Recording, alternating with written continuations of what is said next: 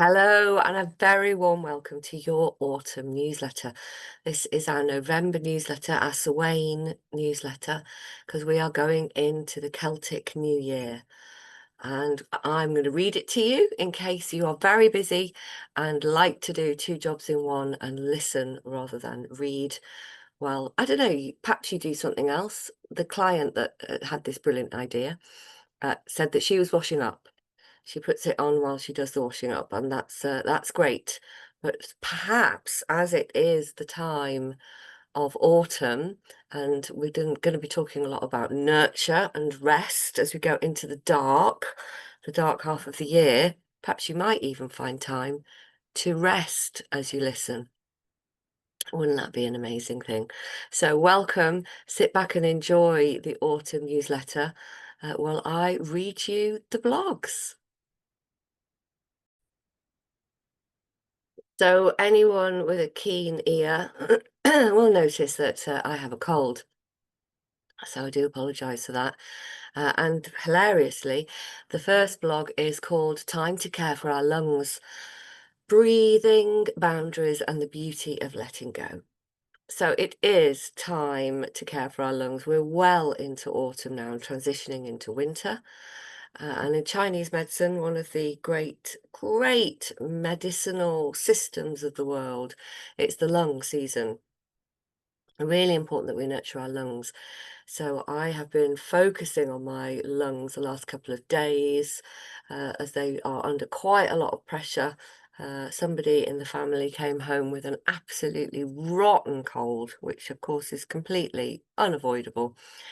And so far, I've been keeping it at bay and managing it with some fantastic alternative remedies. Obviously, nothing here is medicinal advice or medical advice of any kind, but we do use elderberry. We make our own elderberry tincture. It's free, it's out there, it's in your hedgerows, and that's just been really, really fantastic in supporting me. But lungs are also, of course, they're connected to breath. Yeah, of course, but they're connected to the emotion of grief. And it is that time of year where we're letting go, we're thinking about things we're letting go of. And I've just gave myself permission to cry whenever that feeling comes close to me. I'm going to take time for it, like it's an important thing that I have to do rather than something that I need to just push through. And that's been really, really strong for me, that decision. Uh, yeah, and luckily the feeling hasn't come in any client or work situations. So then I think I would probably take a responsible choice. The ability to respond, as we know, very, very key, rather than react. But I think out of work, I've really been giving myself permission to really go for it and cry whenever I need to. So important just to let go the emotional load that we all carry all the time. And it has been scientifically proven that tears do contain hormones that you are releasing, and different tears for different reasons contain different hormones. So we all know that when we cry at a rom-com, only a good one, obviously, or a wedding, a great one for crying at a wedding, and that gives us a different feel, doesn't it? A different feel of crying. So, and apparently scientifically they're different as well. Great. So time to care for the lungs and really just watch that breathing. Are you breathing properly? I'm confidently told that adults often only use the first third of their lungs. They don't really breathe into the lower part of their lungs. They're shallow breathing, and that is not good for any part of our body.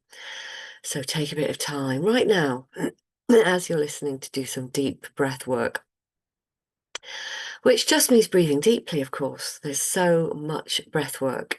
And do excuse me while I keep having to completely pause the recording in order to clear my lungs and carry on. So breath work is everywhere at the moment, or it seems to me. I guess it depends on your algorithms, but for me, breath work is absolutely everywhere, and I love breath work. I started conscious breath work Definitely. I was trying to think how old the kids were. Well, I suppose with the yoga and the tantra work that we were doing 30 years ago, and the five rhythms that we began at the same time, breath work was very key. We also started to look at things like Tai Chi back then as well, where breath work is involved. So breath work's been part of my life for a long time. And of course, before that, I was actually training as a singer, and breath is pretty essential for singing. So conscious breath work's been a part of my life for a long time. But it's important to find your own way with breath work. So I'm going to try not to advise you on a certain school or a certain way of doing breath work, because I really think that it's about you finding your own way. Just be sure that your ability to notice your breath is always going to be your first port of call. So see if you are holding your breath. Is there any constriction or contraction as you breathe in? Because the breathing in is a really relaxed state, where in fact the diaphragm is pulling down and just allowing the air to rush in. We don't have to breathe in, which I often think of as some sort of action-packed activity. Breathing in, it's not something you have to do. We breathe out, the out breath reaches its end, we relax. And actually, the air will rush into the vacuum that's been caused by the lungs. So, breathing and relaxing, very, very important. I will say that in times of super stress, box breathing at the moment of stress, box breathing is fantastic, really takes hold of that frontal cortex of your brain. As we know, they train the Navy SEALs in it for the front line. It allows you to stay conscious and stay out of that limbic panic brain, because it tells your brain that you are breathing around that box. Out for 5, hold for 5, in for 5, hold for 5. You are consciously breathing, and that means that you are consciously in charge of that system. I love heart coherence breath, and you'll find loads more about heart coherence breath in our quantum success course, and also in all our circles talk about quantum success breathing, and we put lots of things into that. Heart coherence breathing is just breathing into that heart space consciously. So I like to put a hand there. It helps me physically connect because I'm very kinesthetic. And I'm breathing into that space and just letting that heart open to the breath. We know we have a heart brain, 40,000 sensory neurites in that brain, which are sending signals, in fact, more signals from the heart to the brain than the brain sends to the heart. And we're really using that heart. Lots more about that on the HeartMath website, and indeed all over Indigo Brave's work. Calming the nervous system. So conscious breathing recenters us. It allows us to catch any reactive energy, and it gives us that moment to choose our response. The simplest and most powerful form of self-regulation in the moment, completely free. So try it. Get conscious about your breath and see which one can help you in your leadership. Of course, doing the work every day that can support your breath, that's a wonderful thing to bring into your meditation, to bring into those 5 minutes in the morning just for you, consciously breathing. The other function of the lungs is boundaries. And boundaries are a constant art form for me. So where do I finish? Where does another person's emotions begin?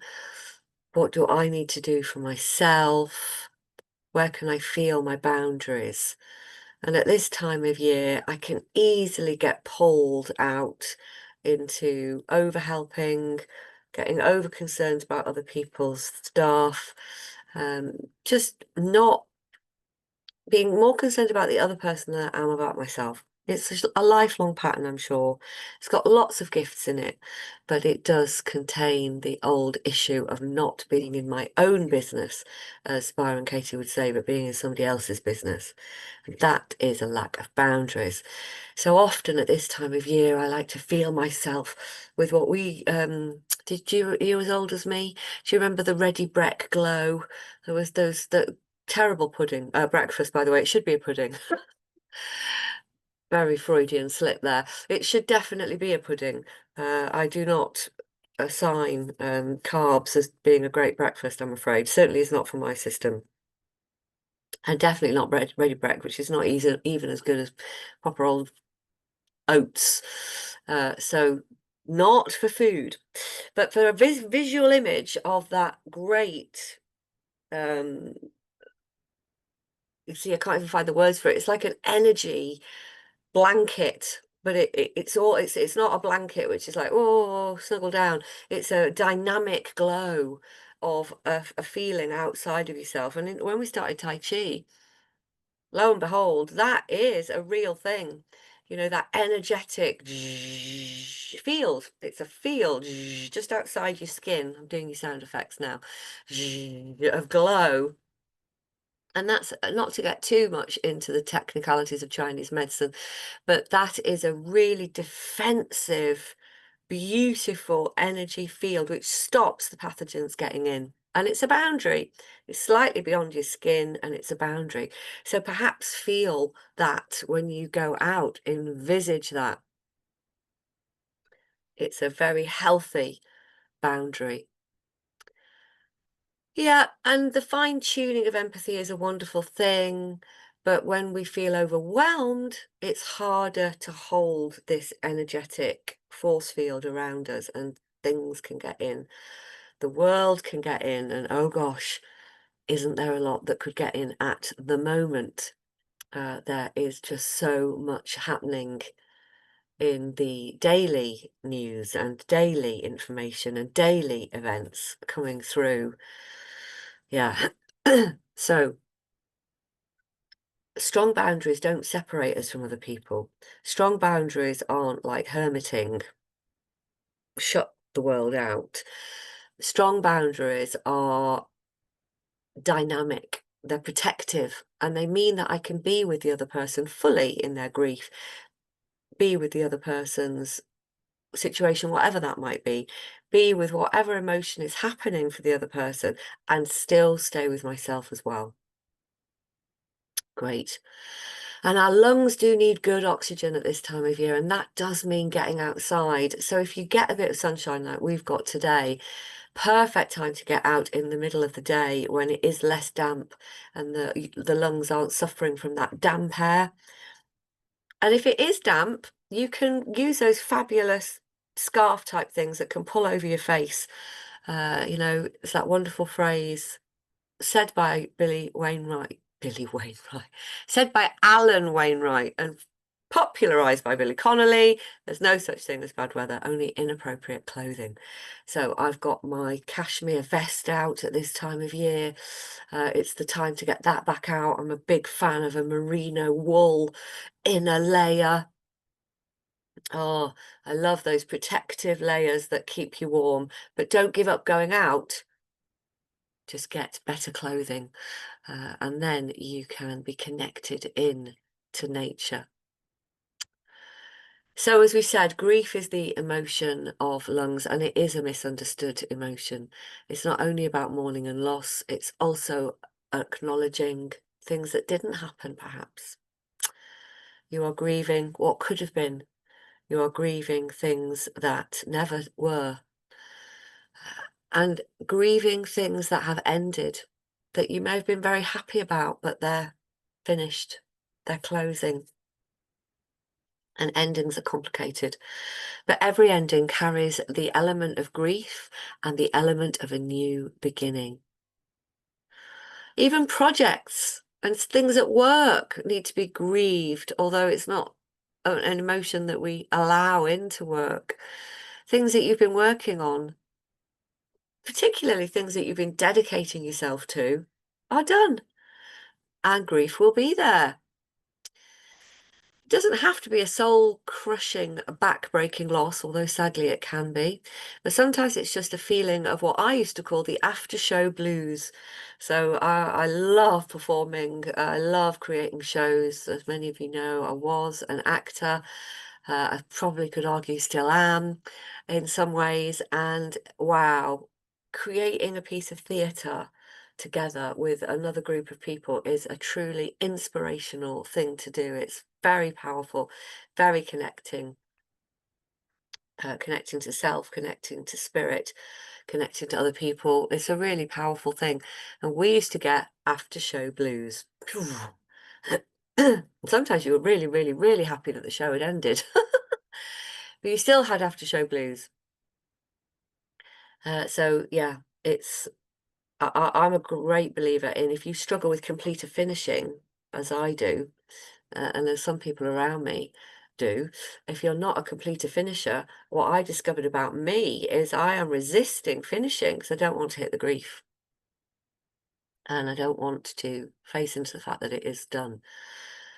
So that's a very deep topic, and no doubt one we will come back to, one for you to think about. And the thing I think that really I struggled with grief for many years is it can feel like it's going to be overwhelming. It's like, don't go there, because it's like letting go of a shore and not knowing if you're going to make it across the river. It can feel so powerful and so overwhelmingly physical, visceral.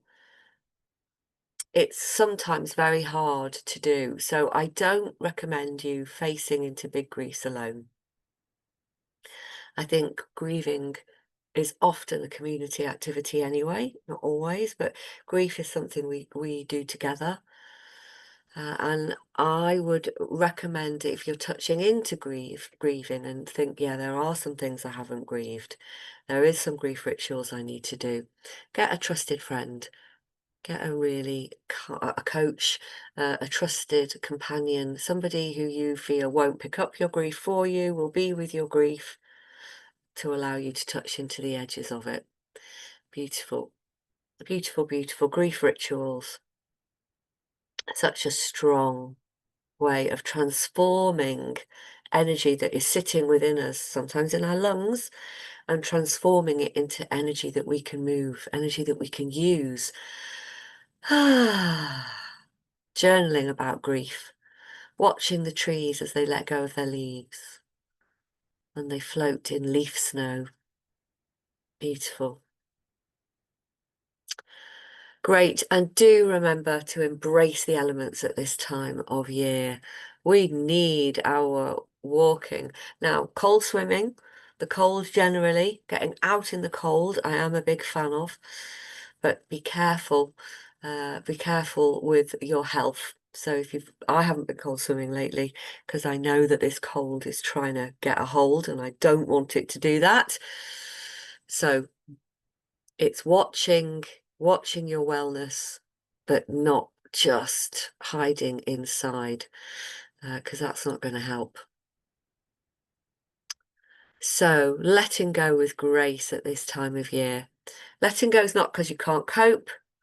It's not a weakness, it's wisdom. And in this season, what about if all of our successes could be supported at work and at home by subtracting, not adding? What can we let go of? Leadership is certainly about vision and direction, but it's also about discernment, knowing what to release and when. And this season really helps us. So let's not just audit our strategies, but also our energetic expenditure. Which responsibilities do we need to hold and which have run their course? Where are you clinging to roles or narratives or expectations which no longer align with who you have become now? Because decisions that were right then aren't necessarily right now. And the courage and power to discern that, to let things go, and to own that we've changed our minds isn't weakness, it's wisdom. It creates the space for the next iteration of growth. So as we enter the darker, quieter time of year, let's acknowledge that. Remember to watch the trees letting go and keep on returning to the rhythm of the breath, inhaling our trust and exhaling any sense of false control, allowing our endings to be honoured rather than hurried. Let the grief move through and the boundaries hold steady and dynamic and energized. This is how you'll stay both soft and strong. And make sure your leadership is packed with that vitality and dynamism, and keeping your humanity and your compassion firmly intact. Thank you.